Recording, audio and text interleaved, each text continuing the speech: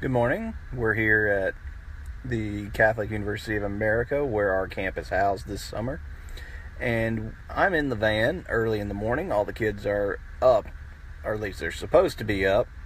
And we are awaiting our turn to go to breakfast. Just wanted to share with everybody where we were and what we were doing. Today we will be working at Claggett Farm.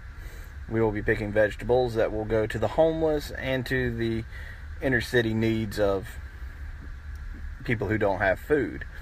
It's important that they get fresh food, not just processed and packaged foods, because processed and packaged foods, as we know, contain other things besides the meals and the nutrition that they need. Took a little time to catch up on the news this morning and came across an article by Todd Starnes from Fox News. He was reporting on an Alabama school that on May the 21st held a baccalaureate service, which was quite normal. Most schools do hold some form of baccalaureate service. But in the baccalaureate service, because the principal took the actions of planning, because the principal took the actions of speaking, because a public prayer was held at their graduation, they are facing a lawsuit from Freedom from Religion Foundation.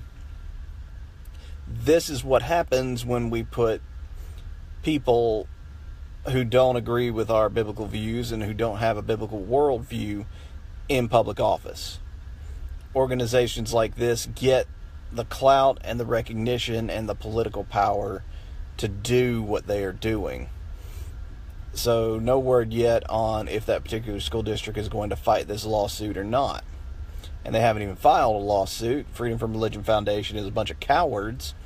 Yes, they are a bunch of cowards who refuse to actually file their lawsuits. They just send letters and threaten to file lawsuits. And the few lawsuits that have gone to court, they've lost. So, stand up against these things. If you don't stand up against them when they come for your schools, then what's going to happen when they come at the churches? Well, the answer will be is that public opinion will not be in our favor. Legal opinion will not be in our favor. So you've got to draw a line somewhere. Yesterday at the Holocaust Museum, there's a quote that was up on the wall, and I can't remember who said the quote, but I told all the kids, if you forget or if you remember nothing else from the Holocaust Museum, remember this. And it starts off, when they came for the such and such, I didn't say anything because I wasn't them. And it keeps going down the list, listing different things that the Nazis came for. And then when the time came it says, when they came for me, there was nobody to speak on my behalf.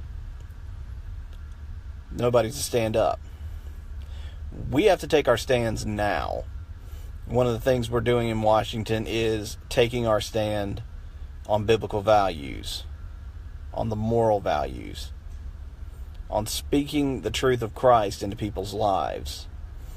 I encouraged all the kids to understand something, that we didn't come here by mistake, that arriving on this mission trip was not a mistake, that you arrived on this mission trip for the purpose that God intended you for. And you have a divine obligation to fulfill that purpose. In Jeremiah chapter 1 on Saturday night, we talked about God will put His words in your mouth. God will give you His words to speak. So that is what we're going to do. We're going to speak the truth to people in Washington, D.C. Already we've seen a ton of people who need the truth.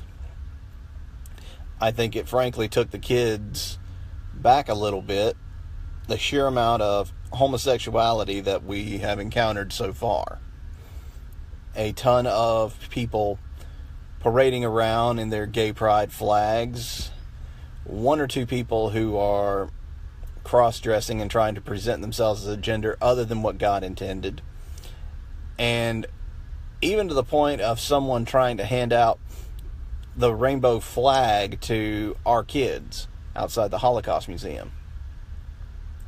These kind of things are the world in which we live in. And these kids have got to learn to share the gospel in that hostile environment. Because as the Lord tells us in His Word, it's only going to get worse. But we still have an opportunity, and we still have the ability to share the gospel. So, we will see you guys soon in what's coming up, and we will hopefully go live from the work site. We'll see what the rules are, and we will see you guys at breakfast.